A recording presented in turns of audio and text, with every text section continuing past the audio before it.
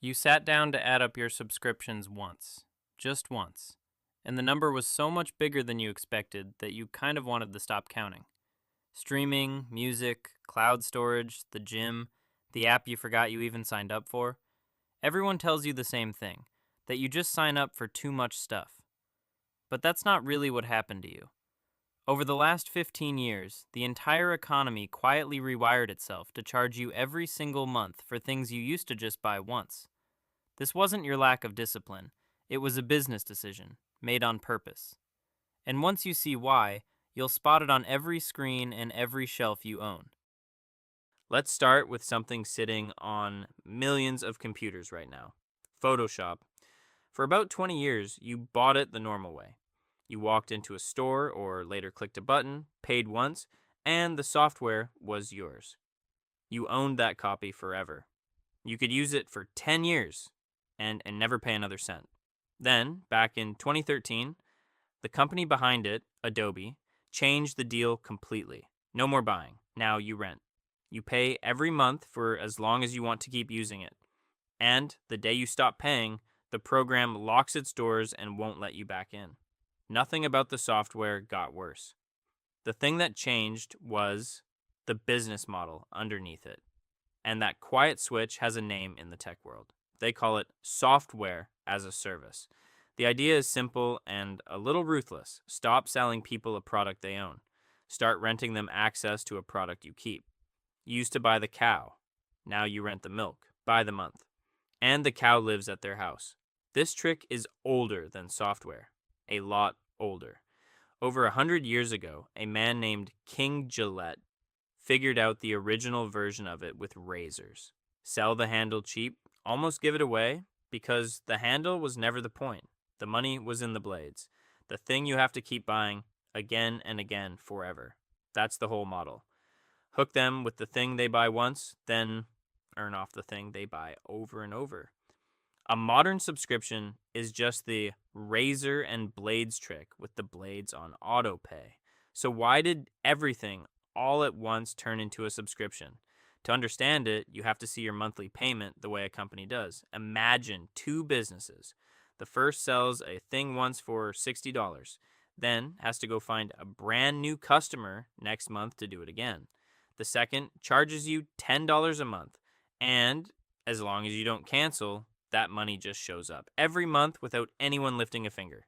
Wall Street looks at those two companies and falls in love with the second one. Investors have a name for that steady, predictable money. They call it recurring revenue. And here's the key part: they'll pay far more for a company built on it.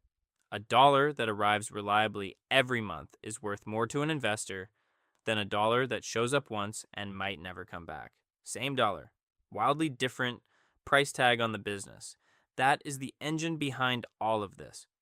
The moment recurring revenue became the most valuable kind of money a company could have, every company on earth got the same marching orders: turn your product into a subscription, however you can, whatever it takes. So watch how far they took it. Gym memberships are priced on a quiet bet that you won't actually show up. They sell far more memberships than their buildings could ever hold because they're counting on most people paying every month and going almost never. Your forgotten membership isn't a failure of their business. It is the business. Costco makes a huge share of its actual profit, not from the groceries, but from the membership fee you pay just to walk in the door. And streaming, the thing that was supposed to free you from the cable bill, quietly turned into 5 or 6 separate subscriptions that, added up, often cost more than the cable package you escaped from. But here's the one that really shows you where this is heading. A few years ago, a major car maker tried to charge drivers a monthly fee to turn on the heated seats, not to install them. The heating elements were already in the car, built at the factory, sitting right there under the cushion you already paid for. They just wanted about $18 a month to switch them on. The backlash was loud enough that they backed off, but another luxury brand quietly offers something similar right now: a yearly fee to unlock faster acceleration in an electric car that is already physically capable of it. You own the hardware. You just have to keep paying to use all of it. If you're enjoying having this stuff pulled apart, that is the entire channel. One everyday thing you've been paying for without thinking. Taken apart every week. Hit subscribe and you won't miss the next one. So, what does all of this actually mean for you? Standing there with a credit card statement full of little recurring charges? First, the thing nobody tells you. The math on subscriptions is designed to feel small. $10 here, $15 there. Each one, on its own, is the cost of a sandwich. So, your brain files it under harmless, but the company isn't thinking in months. They're thinking in years, and so should you. That $15 app is $180 a year. That bundle of streaming services is the price of a nice weekend away, leaving your account in silent monthly slivers. One widely cited survey found that when people guessed how much they spent on subscriptions each month, they were off by a fortune, lowballing the real number by well over $100. Not because they're careless, because the whole system is built so the total never assembles itself in front of you. Second, the good news, and it's bigger than it sounds. Almost none of this survives one honest look. Companies bank on a single thing that you will not check.